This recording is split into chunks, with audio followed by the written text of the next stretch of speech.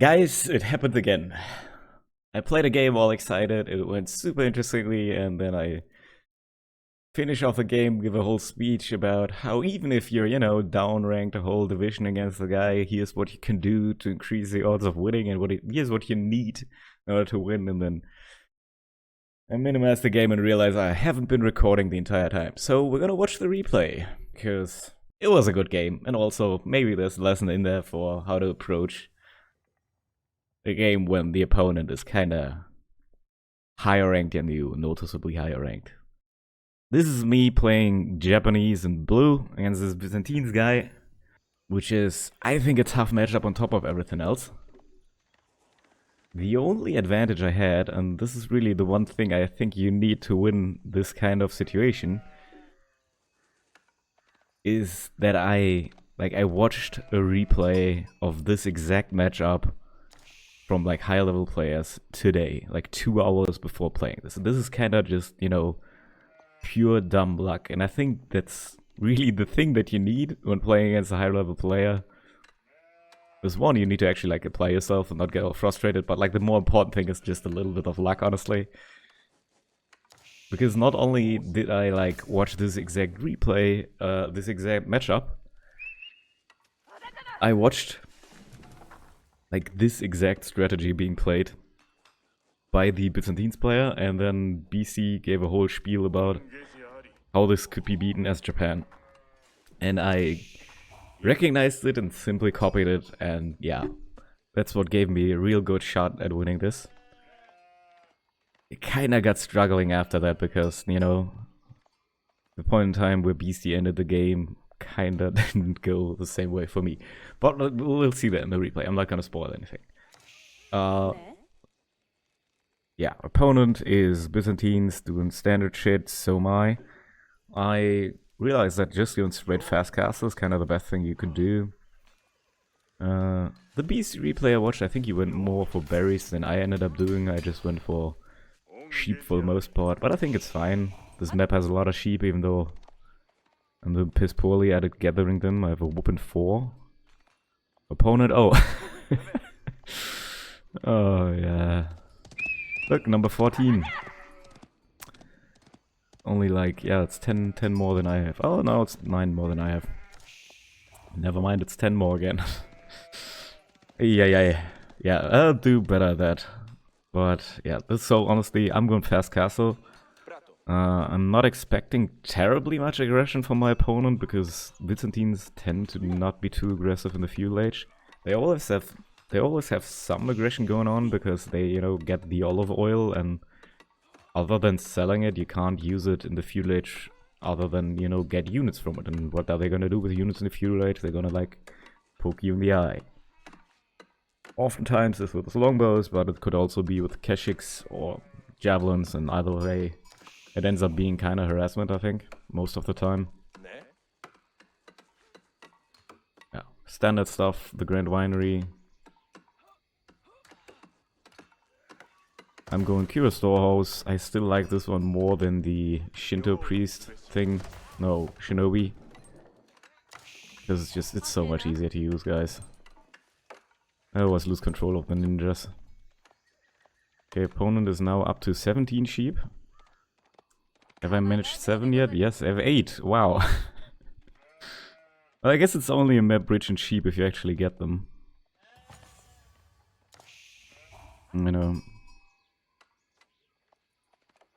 Anyway, it's fine, probably. Opponent's gathering some amount of wood here. I think this is still super normal. Like, no feudal age aggression should be expected just because your opponent's gathering wood here. As you might with other civs, because like they have to build the mercenary house to use the oil. So they need some wood.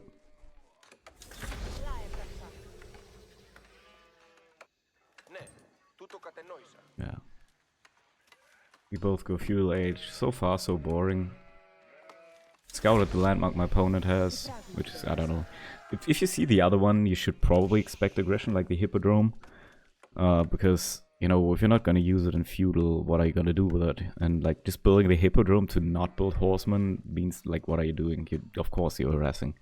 And it's not like this is not a requirement for getting also the opponent would have with a hippodrome, like horsemen that get boosted, and oil, of course, there's feudal age aggression coming.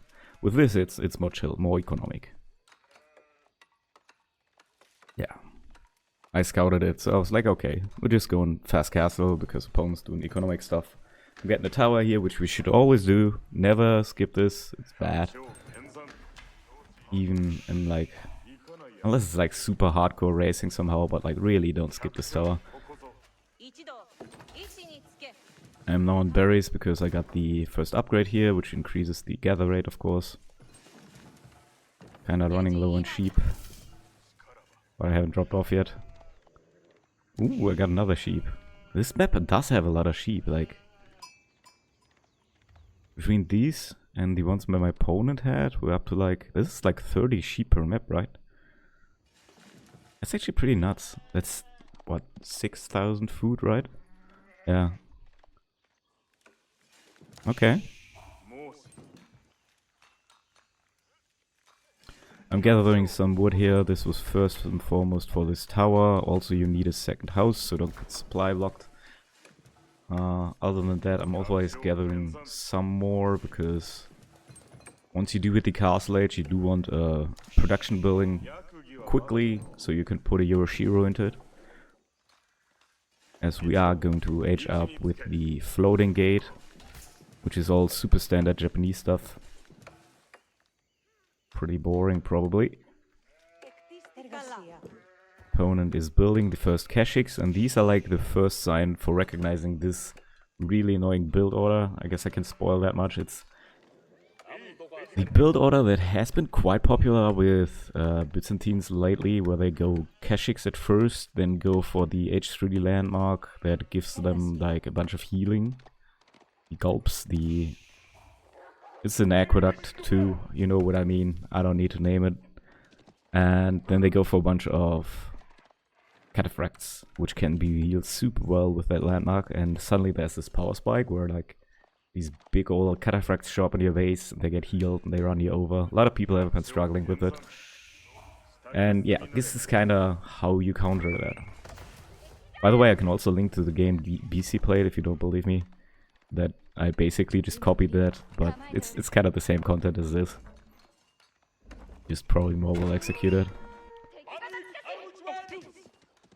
Yeah, gather up almost all of the berries, start the floating gate. And almost lose my scout, but only almost. And this is kind of the first piece of advice. If your opponent has, like is Byzantines, they're gonna have some units in terms of harassment. Either this is longbows, which can harass this, but also it's, you know, in this case it's Keshiks, so you always build the floating gate within like the range of your town center.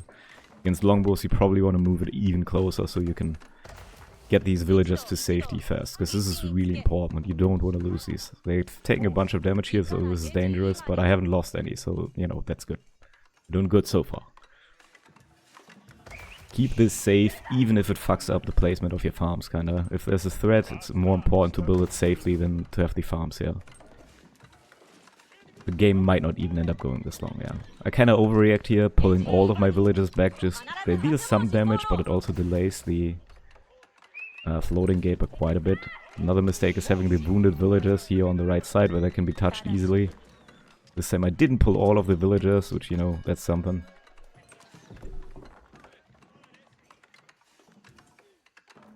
Keep getting up the floating gate, and here's the first big mistake you're gonna see. And it's like, this is what it's like playing against high-level opponent. They're gonna recognize this. Oh no, I didn't like rally the point over, and now my priest is in trouble. If this one dies, it's like 2 minutes delay on the first Yoroshiro, and I just quickly managed to micro it away, and it's like... During the recording of this game, I was actually like super nervous, because I wanted to win this game really, really bad. When I started to recognize my opponent is like doing this build order that I know how to beat, I got super excited, and then the priest almost died here, and I was like, no, I'm throwing it. But I just barely managed to save it, which is like the first piece of advice is rally this to the house you're trying to put it into as it's building, so that the priest is going to safety immediately and doesn't spawn in the middle of a bunch of fucking Keshiks like I just did. Be better, guys. But yeah, the build order from here is super simple. You just get the archery range, boost it for the production speed, and then get a bunch of Onimusha, because these are pretty much the best units you can have against this kind of thing. The opponent's gonna go for cataphracts that are already being built. Yeah, this is the, you know, Cistern of the First Hill is the name, and it has the Pilgrim Flask that allows to heal these. Both cataphracts and Keshiks struggle in terms of dealing damage to these guys because they're like roughly the same movement speed. Or exactly the same movement speed actually. But they also like, they are heavy, so these dudes deal a bunch of bonus damage to them obviously. They're basically crossbows but horses. So this is like great, because now my opponent is like looking for an angle of attack here. The point of this build order that the Byzantine player is doing here is like run in right now and do a bunch of damage, and I'm immediately like, oh, okay. The opponent did exactly what I wanted him to, now I can pressure him. And like, I have the range advantage here, which is of course big. If I'm not getting distracted by Wolf, I can poke at these melee units all damn day. Which is now what I try to do. And at the same time, this is risky, because if you look at the HP, that's only 80 against these, and look at this, if they get into melee range, boy oh boy do they die quickly. So it's tough to micro, but if you do it well, you can kill a ton of army value here without risking to lose anything. And that's kinda just all you need to do as Japan against this build order. Spam the Onimusha, and yeah. I decided not to boost my town center here deliberately, because I felt like I was already ahead economically. And I didn't want to risk investing too much food into villages. So I could just, you know, pump out the maximum amount of Onimusha. And yeah, it kind of worked so far. I think I did some more harassment later, which is good. And at the same time, I'm always poking forward, but never too far. I do not want to get into range. Like, this is so huge. These expensive ass cavalry units are dying and achieving nothing at the same time. The opponent's strategy falls completely on its face here, and this is kind of what you need to have happen if you want to beat a higher ranked player, because this is good for me, but I'm gonna be struggling in the later parts of the game where like my opponent has cleaner macro, and you're gonna see that just having a good strategy isn't enough, but yeah, it really fucking helps here. I'm kinda trying to be my opponent's face here, poking around aggressively, because I know I have like the strategic advantage in terms of the unit composition. I'm also adding spears, so that in case my opponent like runs into my base a bunch, I have these units here and ready to defend. Opponent tries to hide behind his own base, but I'm not letting him. I think this is actually also smart. You kind of like want to push the advantage where you have it. It's risky to have these positioned here, but this is so juicy. Look at how much value I'm getting here. Yeah, I don't know how to check how many flask charges my opponent has. 13 are available, they're not using any for some reason. I'm not sure what's up with that. Oh yeah, another risk I took here that I didn't even realize is now all my units are behind my opponent's base, so since they are now running across the map, I'm kinda at the risk of being attacked myself while the units that are supposed to defend are stuck up here. Ooh, this priest is not gonna find a relic here. Kind of a bummer. I guess that's something I can improve on. Keep an eye on where my opponent's units are, because I kinda bumped into them. This priest is coming up here. He's gonna reveal himself on the sacred side, most likely.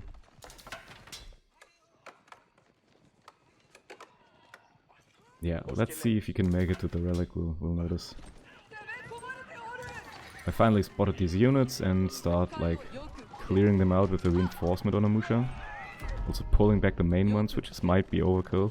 Actually, yeah, this is one of the mistakes I also made here. I could have kept these units forward, with the scout especially, to see what my opponent is building, because it's pretty clear they're no longer going for just cataphracts, which I could have like done an easy job handling. And I didn't scout these switch to infantry, especially these veteran archers, until way later. So that's actually something that was kinda one of the things that caught me off guard here and kinda risked the game for me. I should have done a better job scouting, keeping an eye on what units my opponent is continuously building. Yeah, but I catch my opponent off guard here a little bit. They have to go through the gate. Lots of units are dying here. This is so much damage, man. Yeah, I'm scooting up right to the gate, being really in my opponent's face because I'm catching more and more villagers here, which is honestly so fucking fantastic. I was really happy when I saw this because I got real giddy. It's like, ooh, I think I'm beating, I think I'm getting ahead, because this is like really, really big damage in a one town center versus one town center scenario. Also was smart and hit my priest in these bushes, which actually worked, which I was super excited about. Again, great commentary loss because I lost that recording, or didn't lose the recording, I just forgot to make it.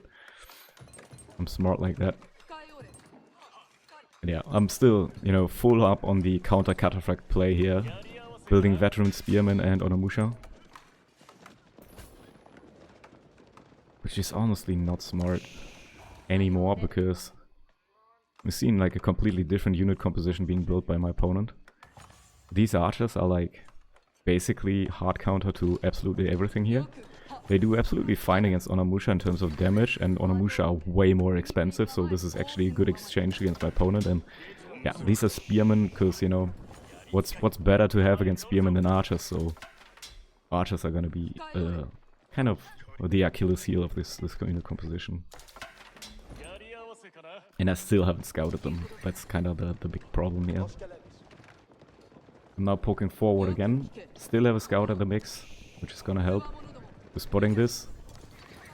But I also like got the sense at the same time, oh yeah, I'm ahead economically, so I just need to survive. If I can outlive my opponent's attack here, or this tech switch that I missed, then I can just pull ahead through sheer numbers. At least that's what the vibe was that I got, and I'm like, okay. Was already preparing this switch.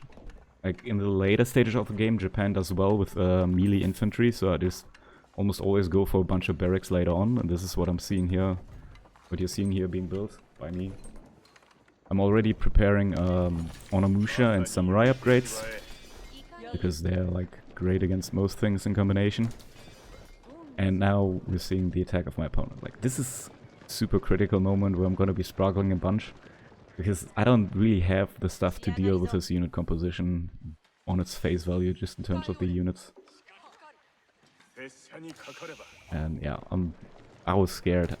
This is the point where I got most nervous probably throughout the whole game. Because I got relics, at least some of them, so I'm like, I'm decent in income, I'm good in terms of villager count. Also got like some of the eco upgrades going, which is good. So we're actually like making use of that superior eco, but I could just die here. We'll see. Opponent has 20 flask charges at the ready, and they make it like super dangerous. Some golems are being mixed in, and these like crossbow archer is kinda like, what's the matter right now is these ranged units. They tend to beat pretty much all of this. And that's when the fight starts. The opponent pushes in here. I have not managed to upgrade either of these towers, which would have honestly been great. The handful of melee units I do have don't really do too well. I'm trying to focus my Onimusha for the most part so that the flasks don't get any value, which kinda works. Oh, these archers are being kinda mismicroed here, which is honestly great for me. All my melee units are kinda dying, but so are the opponents. So honestly, I'm doing kinda well here. I'm holding my own, and my opponent isn't doing any kind of melee damage. We're seeing gulps going off here. Some of these cataphracts being saved. I don't think my opponent is like using these flasks at all. Maybe that's actually part of the me getting lucky part that was needed to beat this quite a bit higher ranked opponent. I think my opponent just kind of forgot to activate this. Or maybe they tried to like do it manually but couldn't do it in time. I don't know. Yeah. Opponent tries to run by. I've kind of anticipated this and built a bunch of towers here because like this is such a juicy area. It's 2 berry patches for a Japan player, which is already great, but there's also like an entire gold vein here. All nice and tucked away. I'm super happy to use this. Also caught this run by coming up, and I immediately send a bunch of Onimusha over here to clear these out. I went for an ill-advised counterattack here. Oh, they got greedy there. And this is kind of what I was talking about, like my opponent is on the same supply as me, despite the fact that they are like significantly behind in terms of economy. They are ahead in military. Like I didn't do a very clean job macroing here. Yeah, lost a lot of stuff there unnecessarily. But my eco is decent in the background, I think. I've got too much gold and I'm still like having a ton of villagers here. I think they fix that later. This is stupid. Like if you have this much gold, just pull out of gold. And just, there's berries right here, buddy. What are you doing? Yeah, it still gets a little frustrated sometimes. I don't know. I don't like watching myself back always, because that's the kind of stuff where you're like, why are you doing this, dude? Okay, finally I pulled some of them out anyway. I got some sacred sites going just to use the priests and also, you know, create a little bit of a distraction for my opponent. Trying to spam my units. Yeah, my opponent has better macro if you look at this. Like, yeah, they have a bunch of stone saved up, but like it's of important resources. They are much more efficiently used. I have like a bunch of wood lying around and a bunch of gold. Also stone lying around doing nothing. Not very smart. Oh yeah, my opponent didn't actually save up the stone unintentionally. They like try to go for these keeps, which are somewhat of like an aggressive, okay, let's end it here move, which makes sense given the economic advantage to try and end the game quickly. But again, like, look at this macro, it's much better than what I have. And that's also like, I don't know, I could probably have like 15 extra supply here if I just use these resources more effectively.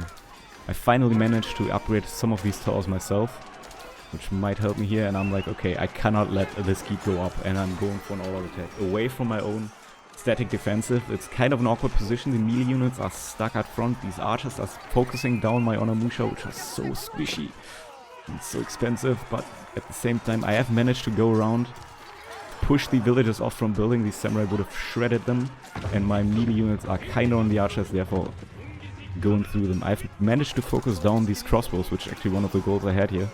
Without the crossbows, this unit composition kind of falls apart, because the samurai, they can tank archers for days. They deal 8 damage, they have a 6 ranged armor, so like no contest. And this is where I'm like, oh, I fucking got this.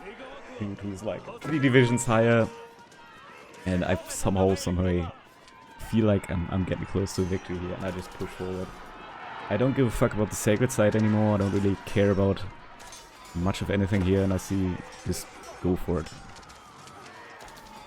You're also seeing this keep being built here, you know, now it's more of a desperation defensive keep. I use it as an advantage to like try and focus down as many of the villages as I can. Also had my melee units focused on one bit of wall, so it can't be repaired. But now we're just running in. Archers on the sidelines, not doing much. This keep is probably going up, but I don't care. I'm just killing as many villages as I can while it's still being built. 13 make it in, but if you look at the kill count, like 23 villages killed is fucking catastrophic. And I'm like, shit. Gotta make something happen. So, it's Castle Age. I've got good ranged armor. I'm just saying, I'm ignoring the keep, running past it, and trying to find the villages that are still out and about.